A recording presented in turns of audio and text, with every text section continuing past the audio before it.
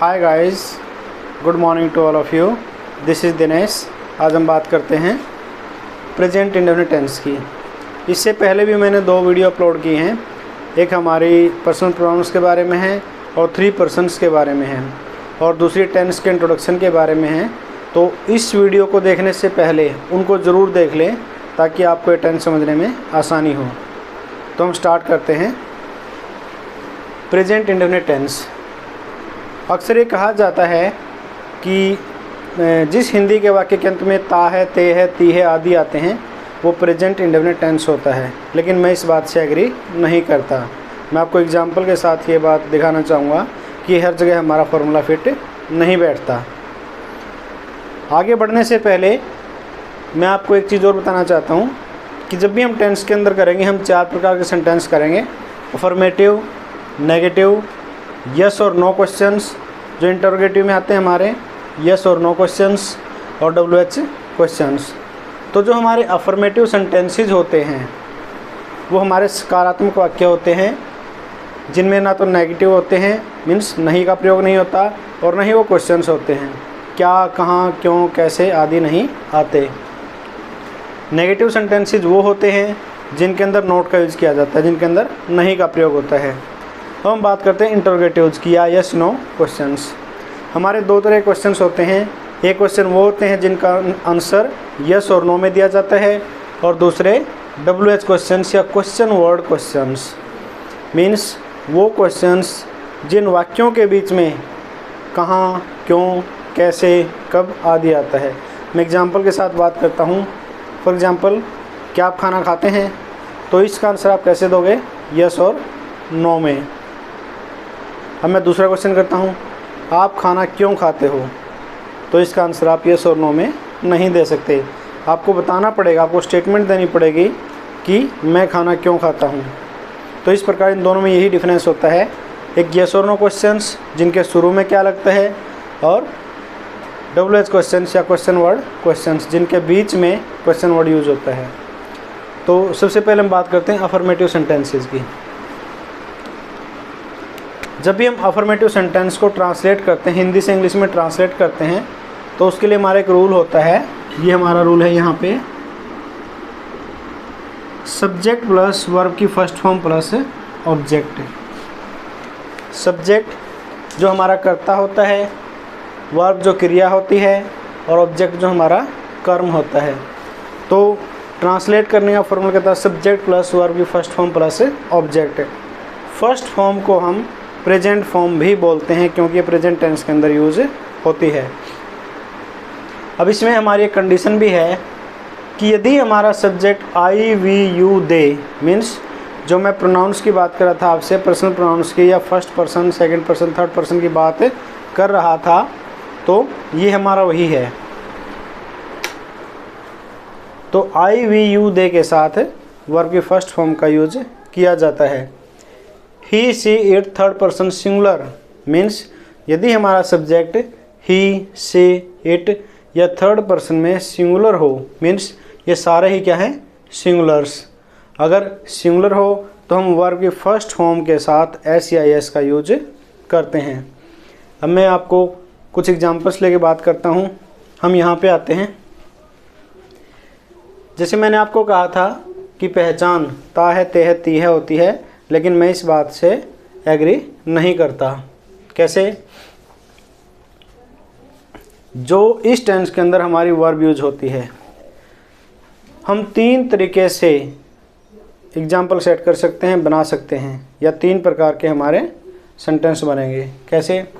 एक तो हमारी प्रेजेंट फॉर्म से बनेगा, मीन्स जो हमारी वर्ब की प्रेजेंट फॉर्म या वर्ब की फर्स्ट फॉर्म होती है, जो हमारा ये फॉर्मूला होता है सब्जेक्ट प्लस वर्ब की first form plus object. Second, हमारा बी प्लस नाउन या एडजेक्टिव से हम बनाते हैं, बी प्लस नाउन या एडजेक्टिव से। यहाँ पर हमारा बी की प्रेजेंट फॉर्म क्या होती है? Is, am, are. यदि हम बी की फॉर्म यूज़ करते हैं तो उसके बाद या तो नाउन आएगा या एडजेक्टिव आएगा हमारा, या तो हम नाउन का यूज़ करते हैं या एडजेक्टिव का यूज़ करते हैं, या एक्सप्रेशन ऑफ प्लेस का यूज़ करते हैं। उसके बाद हैव, यदि हमारी वर्ब हैव है, हैव की फर्स्ट फॉर्म क्या होती है, हैज़ और हैव। यदि हमारी वर्ब हैव को हम यूज़ करते हैं तो हैव के बाद हम नाउन का यूज़ करेंगे, मीन्स हमारा ऑब्जेक्ट नाउन होगा। इसमें हमारा ऑब्जेक्ट नाउन या एडजेक्टिव या एक्सप्रेशन ऑफ प्लेस होगा। इसमें हम बात करें, अगर हम बी का यूज़ करते हैं, अगर हमारे बी को मेन वर्ब के रूप में यूज़ करते हैं तो हमारा ही सी इट या सिंगुलर के साथ इज का यूज होता है, आई के साथ एम का यूज होता है, और वी यू दे और थर्ड पर्सन में प्लूरल के साथ आर का यूज होता है। अगर हम हैव की बात करें तो हमारा ही सी इट और सिंगुलर के साथ हैज़ का प्रयोग होता है, आई वी यू दे या प्लूरल के साथ हैव का प्रयोग होता है। तो मैंने तीनों का एक एक एग्जाम्पल यहाँ पे लिया है। देखो हम कैसे करते हैं। हमारा पहला एग्जाम्पल है राहुल बहुत अच्छा खेलता है। राहुल बहुत अच्छा खेलता है मीन्स यहाँ पे क्या है, ता है, जो हमारी पहचान हमें बताई जाती है, ता है। न इसमें नहीं है, न इसमें क्या या क्यों कहीं पे लिखा हुआ, मीन्स ये हमारा अफर्मेटिव सेंटेंस। और अफर्मेटिव का रूल क्या होता है, सब्जेक्ट प्लस वर्ब की फर्स्ट फॉर्म प्लस ऑब्जेक्ट। हमारे यहाँ पे सब्जेक्ट क्या है, राहुल, राहुल। उसके बाद वर्ब की फर्स्ट फॉर्म। वर्ब हमारी जो हमारे हिंदी के सेंटेंस के अंदर लास्ट के 2 या 3 वर्ड्स होते हैं, वहाँ से हमें पता लग जाता है, मीन्स जो काम किया जाता है। अब हम यहाँ पे वर्ब क्या है, खेलना, राहुल प्ले। अब हमने देखना है कि वर्ब की फर्स्ट फॉर्म के साथ एस या एस लगता है या नहीं लगता है। तो इसलिए हमें इन कैटेगरीज में जाना पड़ेगा कि हमारा सब्जेक्ट इस कैटेगरी में है या इस कैटेगरी में है।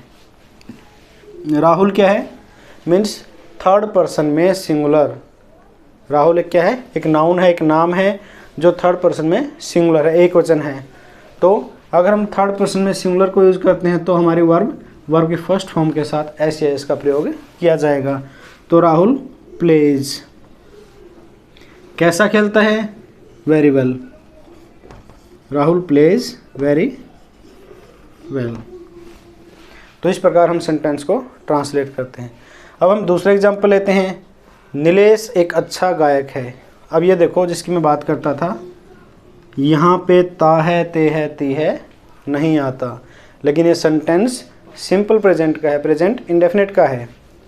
तो इसलिए मैं कहता हूँ कि इस बात से मैं एग्री नहीं करता कि जिस हिंदी के वाक्य के अंत में ता है, ते है, ती है आते हैं वही सिंपल प्रेजेंट टेंस का वाक्य होता है। इसके अलावा हमारे और भी सेंटेंसेस होते हैं जिनके अंदर ये पहचान नहीं होती। एग्जाम्पल आपके सामने है, नीलेश एक अच्छा गायक है। इसको ट्रांसलेट करते हैं, ये हमारा इससे बनेगा, ये जो हमारा था ये इससे हमने बनाया। अब हम इसका यूज़ करते हैं। हमारा सब्जेक्ट क्या है, नीलेश।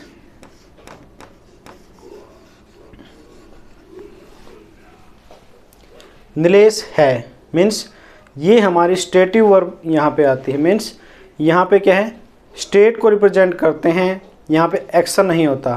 नीलेश गायक है, मैं ये नहीं कहता कि नीलेश गाना गाता है। अगर मैं कहता हूँ गाना गाता है तो क्या है, एक्शन करेगा, गाना गाना। लेकिन वो गायक है मीन्स वो स्टेट है उसकी कि वो अच्छा गायक है, स्टेट को रिप्रेजेंट करते हैं। यहाँ पे इस पहले एग्जाम्पल के अंदर हमने एक्शन को रिप्रेजेंट किया था कि वो खेलता है। खेलना क्या होता है, एक्शन, लेकिन होना क्या होता है, स्टेट। तो नीलेश ये हमारा क्या है, थर्ड पर्सन में सिंगुलर। अगर थर्ड पर्सन में सिंगुलर है तो हमारा इज का यूज होगा। नीलेश इज क्या है, वो a good singer, a good singer. ये क्या है, बी प्लस एडजेक्टिव या नाउन, दोनों यूज होते हैं हमारे। Nilesh is a good singer. हम तीसरे की बात करते हैं, सिद्धार्थ के पास एक कार है। सिद्धार्थ के पास एक कार है। तो यहाँ पे पास होना मीन्स जहाँ पर हम ओनरशिप की बात करते हैं, पोजेस करने वाली बात करते हैं, मीन्स जहाँ पे भी पोजेस वाली बात होगी हम हैव वर्ब को यूज़ करेंगे।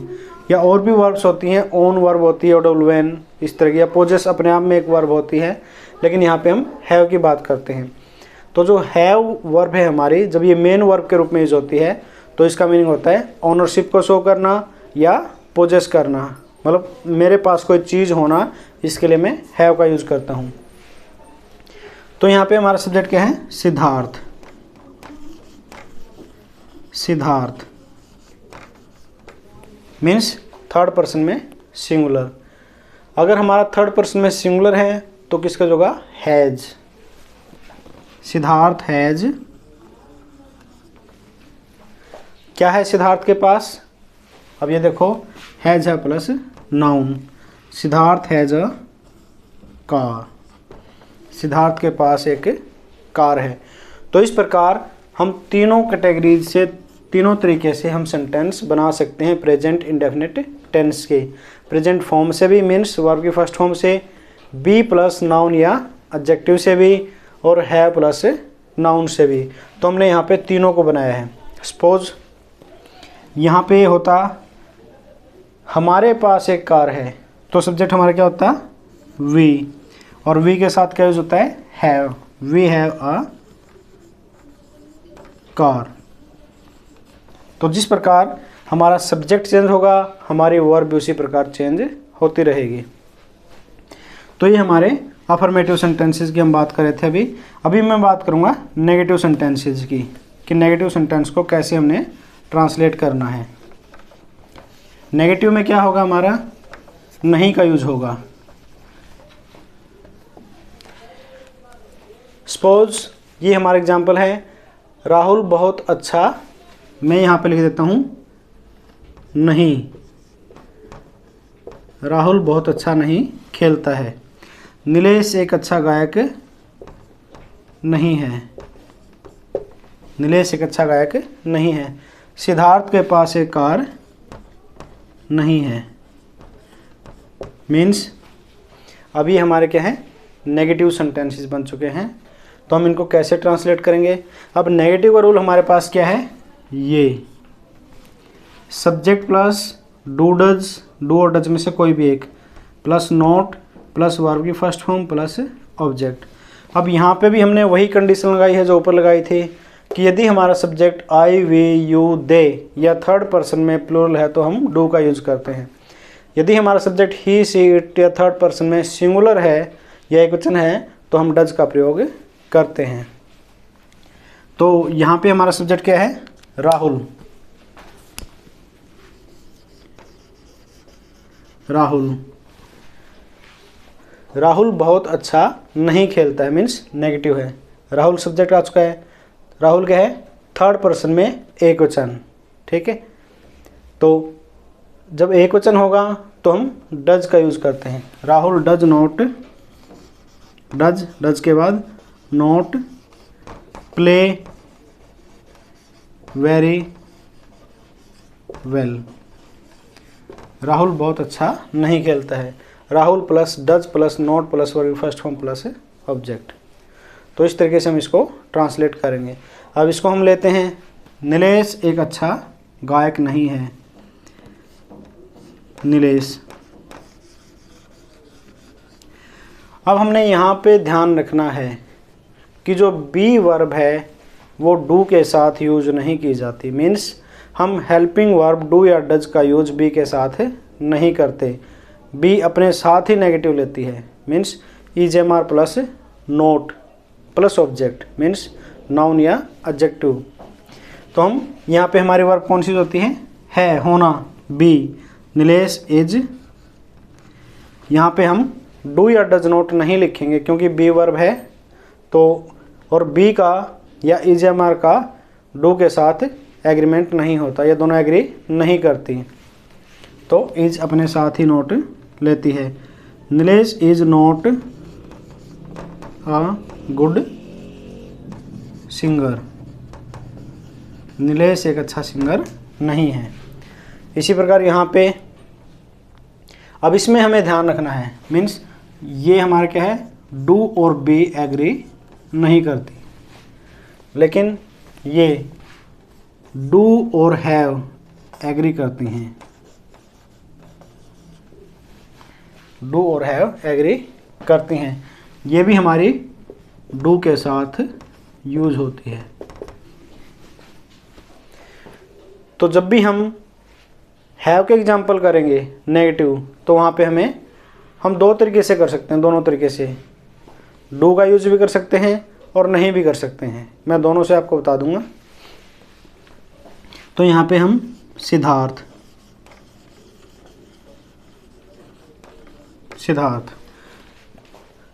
सिंगुलर थर्ड पर्सन में डज का यूज होगा। डज नॉट वर्ब की फर्स्ट फॉर्म, हैव यहाँ पे main verb, does not have a car. ये हमारा यूज होता है हैव विद टू, जब हैव वर्ब डू के साथ एग्री करती है। अगर बिना टू के हमें बनाना हो तो हम कैसे बनाएंगे? Siddharth has no car means has have plus no plus noun, इस तरीके से हम बनाएंगे। Subject plus has have plus no plus noun, तो इस तरीके से भी हम बना सकते हैं। दोनों में से दोनों ही हमारे ठीक है, किसी भी तरीके से हम बना सकते हैं। तो ये हमारे नेगेटिव सेंटेंसेस थे। अब हम इसके बाद बात करते हैं इंटरोगेटिव की, या वो सेंटेंसेस जिनका आंसर यस और नो में दिया जाता है, या जिनको हम बोलते हैं यस और नो क्वेश्चंस। उनको हम कैसे बनाएंगे? उनके लिए हमारा जो यस और नो का रूल है वो हम फॉलो करेंगे, उससे हम उनको बनाने की कोशिश करते हैं। कैसे हम बनाएंगे उनको? अब हम क्या करते हैं, इनके शुरू में क्या लगा देते हैं?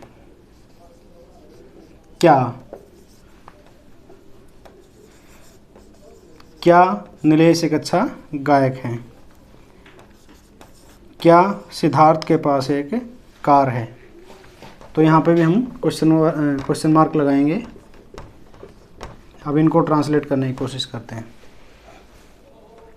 अब इसमें मैंने आपको दोनों बताए हैं रूल, कि अगर सिंपल उसमें क्या है और नहीं है तो उसके लिए हम इसको यूज़ करेंगे। अगर किसी सेंटेंस के अंदर क्या भी है और नहीं भी है तो उसमें हम इसको यूज़ करते हैं। तो पहले हम इसको ट्राई करते हैं। क्या राहुल बहुत अच्छा खेलता है? राहुल क्या है? थर्ड पर्सन में सिंगुलर, तो किसका यूज होगा? डज का। Does plus subject Rahul, does Rahul plus verb की first form play very well, does Rahul play very well. हमें एक बात का और ध्यान रखना है कि जो हमारे वर्ब की फर्स्ट फॉर्म के साथ एस और एस या ई एस यूज किए जाते हैं वो केवल और केवल अफर्मेटिव सेंटेंस के अंदर ही यूज किए जाते हैं, ना किसी नेगेटिव के अंदर यूज होते हैं और ना किसी क्वेश्चन के अंदर यूज किए जाते हैं। अब हम इसको ट्राई करते हैं। क्या नीलेश एक अच्छा गायक है?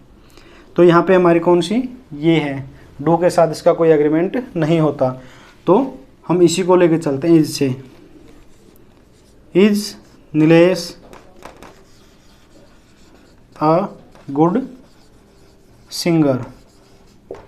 Is Nilesh a good singer? क्या नीलेश एक अच्छा गायक है? इसमें हम डू के साथ एग्री करता है तो हम डू से बनाएंगे, डू या डज से। तो डज सिद्धार्थ, डज सिद्धार्थ। जब हम डज लगा देते हैं तो फिर हैज़ नहीं आता, क्योंकि डू या डज प्लस हैव का यूज किया जाता है। Does Siddharth have a car? Does Siddharth have a car? क्या सिद्धार्थ के पास एक कार है? तो इस प्रकार हम इनको ट्रांसलेट करते हैं। अगर हमने इनके अंदर नोट भी लगाना है, जैसे हम क्या राहुल बहुत अच्छा नहीं खेलता है, मीन्स अगर मैं नहीं लगाता हूँ तो इसके अंदर भी हम नहीं नोट कहाँ पे यूज़ करेंगे? सब्जेक्ट के तुरंत बाद। तो हम यहाँ पे नोट लगा देंगे, means do does plus subject plus not plus verb first form plus object. क्या नीलेश अच्छा गायक नहीं है? तो सब्जेक्ट के तुरंत बाद हम नोट लगा देंगे। Is Nilesh not a good singer? क्या सिद्धार्थ के पास कार नहीं है। तो इसमें भी अगर हमने नोट लगाना है तो सब्जेक्ट के तुरंत बाद हम नोट का यूज़ करते हैं। Does Siddharth not have a car. तो इस प्रकार हम इनको नेगेटिव भी कर सकते हैं। ऐसे सेंटेंस जिनके अंदर जैसे क्या से शुरू होते हैं और जिनके अंदर नोट भी आता है, तो हम दोनों तरीके से इनको बना सकते हैं। सिंपल क्या वाले भी और जिसके अंदर क्या और नोट दोनों आते हैं उनको भी। ये कोई भी क्वेश्चन है, यस और नो है या क्वेश्चन वर्ड क्वेश्चन है, कोई भी क्वेश्चन है, जब उसके अंदर हम नोट को यूज़ करते हैं तो सब्जेक्ट के तुरंत बाद हम नोट को यूज़ करते हैं। तो हम जो हमारा फोर्थ टाइप है उसको हम बनाने की कोशिश करते हैं, यूज़ करने की कोशिश करते हैं।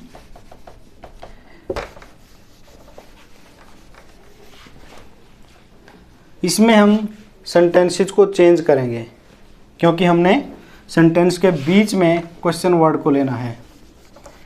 तो हमारा पहला एग्जांपल क्या बनेगा, अगर हम हिंदी में बात करें, राहुल क्या खेलता है।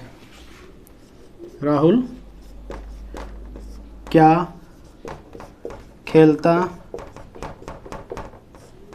है। राहुल क्या खेलता है। दूसरा,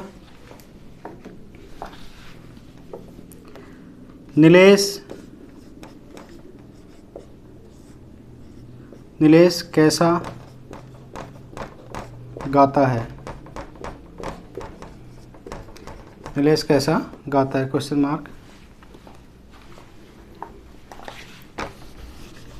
सिद्धार्थ के पास क्या है, या सिद्धार्थ के पास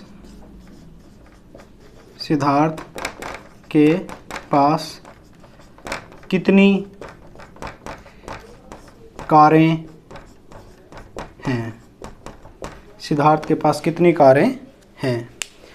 तो ये हमारा क्या है, ये क्वेश्चन वर्ड क्वेश्चंस वाले हमारे सेंटेंस। क्योंकि हमारे इनके बीच में क्वेश्चन वर्ड आते हैं, क्या, कैसा और कितनी। तो इनके लिए हमारा रूल क्या है, question word plus do does plus subject plus verb की first form plus object plus question mark. अगर हम इस रूल को याद कर लेते हैं तो ये रूल हमें अपने आप याद हो जाता है। क्योंकि इसमें और इसमें बेसिक डिफरेंस क्या है कि अगर हम इसी रूल के अंदर शुरू में क्वेश्चन वर्ड को ऐड कर दें तो हमारा ये रूल बन जाता है। लेट्स ट्राई, हम ये देखते हैं। राहुल क्या खेलता है मीन्स सबसे पहले क्वेश्चन वर्ड हमारे कौन से होते हैं, जैसे what, when, where, who, whom, whose, how many, how much, how long, how far, since, when. तो इस तरह के जो हमारे वर्ड होते हैं उनको हम बोलते हैं क्वेश्चन वर्ड्स। मीन्स जिन वर्ड्स से हम क्वेश्चन बनाते हैं उनको हम बोलते हैं क्वेश्चन वर्ड्स। तो सबसे पहले क्वेश्चन वर्ड व्हाट। अब हमने देखना है कि हमारा सब्जेक्ट क्या है, राहुल के साथ क्या लगता है, डू डज में से does. What does Rahul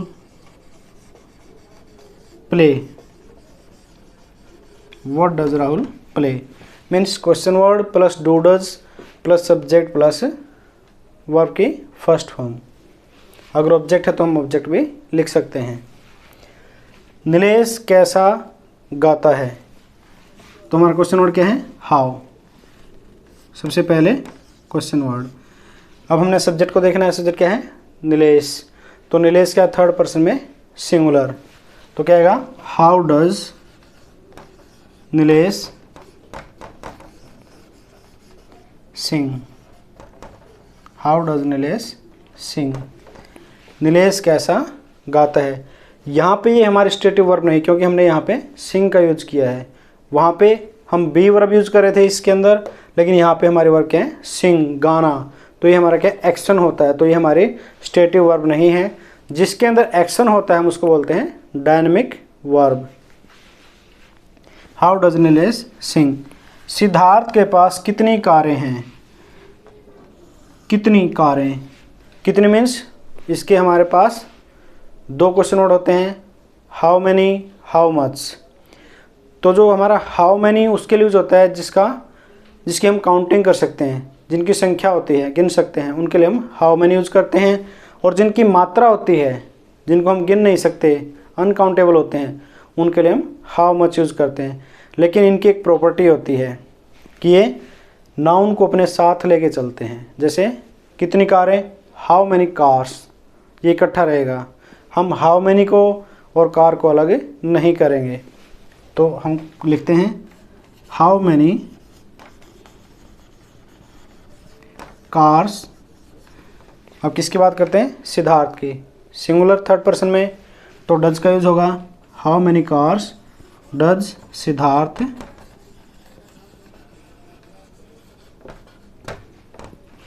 have, how many cars does Siddharth have, Siddharth के पास कितनी कारें हैं। अगर यहाँ पे सब्जेक्ट होता हम, वी, हमारे पास कितनी कारें हैं, यहाँ पे होता हमारा, हमारे, तो हमारा सब्जेक्ट क्या होता, वी। अगर हमारा क्या होता है वी, तो फिर हम डू का यूज करते, how many cars do we have, हमारे पास कितनी कारें हैं। तो ये हमारे जो चारों टाइप हैं, और प्रेजेंट इंडेफिनिट टेंस जैसे हमने किया, कैसे हमने इनको ट्रांसलेट करना है, तो इस तरीके से हमने करना है। अब मैं कुछ यूजेस की आपके सामने बात करता हूँ कि हमने इस टेंस को कहाँ कहाँ कैसे कैसे यूज करना है।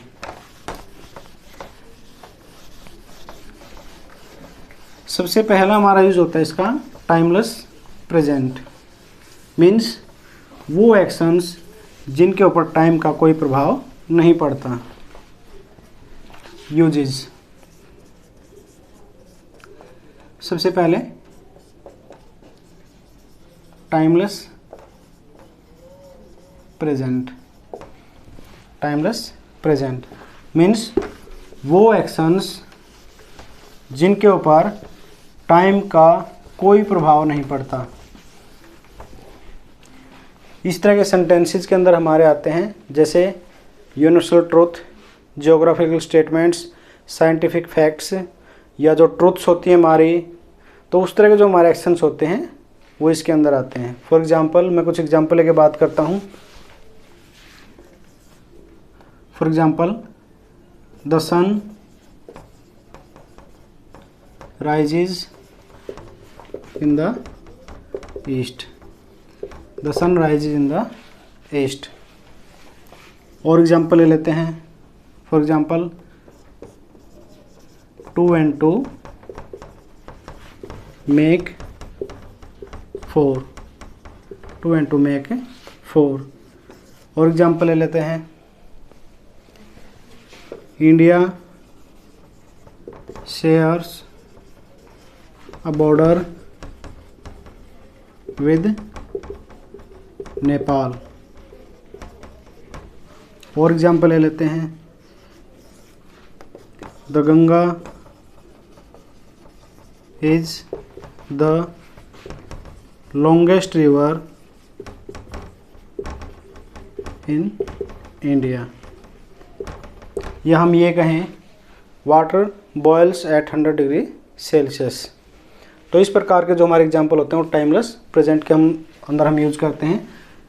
मैं आपको एक ग्राफ के द्वारा भी बताना चाहूँगा। ये हमारा क्या है, the time of speaking, the time of speaking means हम प्रेजेंट मोमेंट की बात करते हैं, प्रेजेंट टेंस की बात करते हैं। तो इस एक्शन को हम कैसे रिप्रेजेंट करेंगे, ये हमारा एक्शन ऐसे होता है, ये हमारा बिल्कुल ऐसे चलता रहता है। पहले भी ऐसा था, आज भी ऐसा और आगे भी ऐसा रहेगा, इसमें कोई चेंज नहीं होता और न ही इसके ऊपर समय का कोई प्रभाव पड़ता है। The sun rises in the east, sun पहले भी उधर से निकलता था, आज भी आगे भी ऐसे निकलता रहेगा। 2 and 2 में इस एग्जांपल को मैं डिस्कस करना चाहता हूँ थोड़ा सा, यहाँ पे कन्फ्यूज़न होता है।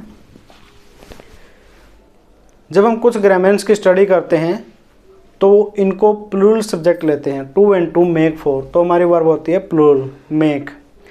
लेकिन कुछ हमारे मेक्स यूज करते हैं। मेक्स कौन यूज करते हैं, जो इसको एक एरिथमेटिक कैलकुलेशन के रूप में मानते हैं, गणित की एक कैलकुलेशन मानते हैं, तो इसको सिंगुलर मानते हैं, इसलिए वो मेक्स लगाते हैं। तो इस प्रकार जो हमारा फर्स्ट यूज है वो क्या है, टाइमलेस प्रेजेंट मीन्स जो हमारे ट्रूथ्स हैं, साइंटिफिक ट्रूथ्स या यूनिवर्सल ट्रूथ, जोग्राफिकल ट्रूथ्स, जो हमारे इस तरह के आते हैं वो हमारे इसके अंदर यूज किए जाते हैं। दूसरा, सेकंड हमारा है हैबिचुअल प्रेजेंट मीन्स जो हमारी हैबिट्स होती हैं। हैबिट्स कैसे होती हैं, अगर यहाँ पे मैं रिप्रेजेंट करूँ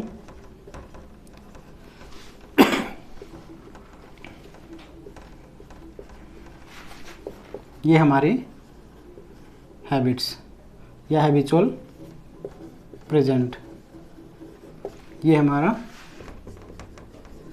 टाइमलेस प्रेजेंट। हैबिट्स हमारी ऐसे ही रूटीन में होती हैं, ऐसे करके रूटीन में होती हैं। जैसे for example I wake up early in the morning, मैं सुबह जल्दी उठता हूँ। इस प्रकार ये हमारी हैबिट्स होती हैं। थर्ड जो हमारा यूज होता है इंस्टेंटेनियस प्रेजेंट मीन्स हम उसी टाइम की बात करते हैं जब हम बोल रहे होते हैं, the time of speaking, at the time of speaking. इसके अंदर हमारी लाइव कमेंट्रीज आती हैं, लाइव कमेंट्रीज या डेमोन्स्ट्रेशन और सेल्फ कमेंट्रीज। सेल्फ कमेंट्रीज या हम बात करें एक्सक्लेमेशंस।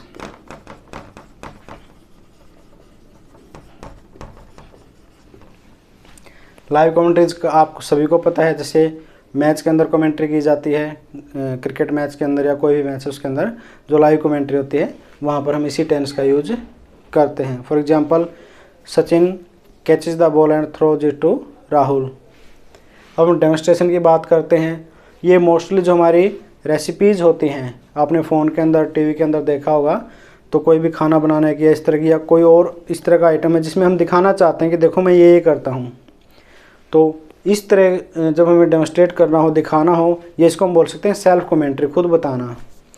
तो उसके अंदर भी हम इसी टेंस को यूज़ करते हैं। For example I take a bowl and pour some water into it, कि मैं देखो आपके सामने एक बाउल लेता हूँ और इसके अंदर कुछ पानी डालता हूँ, तो यहाँ पे हम इस टेंस का यूज़ करते हैं। Third exclamations. Exclamations means sudden feelings. Exclamations mean sudden feelings जो हमारी होती हैं अचानक। जैसे मान लो मैं यहाँ पे खड़ा हूँ और अचानक मेरे पास कोई ऐसा महान व्यक्ति आता है, तो मेरे अंदर सडन फीलिंग्स अराउज होती हैं। तो इस तरह फीलिंग्स को एक्सप्रेस करने के लिए हम इसी टेंस का यूज़ करते हैं। For example here comes our star hero, कि देखो हमारा स्टार हीरो यहाँ पे आ रहा है या आता है। उसके बाद अगर हम बात करें प्रेजेंट टेंस को हम नियर फ्यूचर में भी यूज करते हैं। अ प्लान्ड फ्यूचर एक्शन, ऐसा फ्यूचर एक्शन जो पहले से ही प्लान्ड हो। For example the train leaves eight 7 PM means अभी मैं बात करता हूँ ट्रेन शाम को 7 बजे जाएगी, तो वो पहले से ही प्लान्ड है। इस तरह के फ्यूचर एक्शन के लिए हम इसी टेंस का यूज़ करते हैं। इसके लिए हम यूज़ करते हैं इसके अलावा हिस्टोरिक प्रेजेंट मीन्स अगर हम हिस्ट्री की घटनाओं को प्रेजेंट में लाइव तरीके से पेश करना चाहें, ये हमारा 4, ये 5। हिस्टोरिक प्रेजेंट मीन्स जैसे कि वर्ल्ड वॉर 1914 के अंदर शुरू हुआ था, उस टाइम की घटना है कि 1914 में वर्ल्ड वॉर शुरू हुआ। तो अगर हमें एक नैरेटिव स्टाइल में इसको प्रेजेंट करना हो, बताना हो लाइव तरीके से, तो हम क्या यूज़ करेंगे?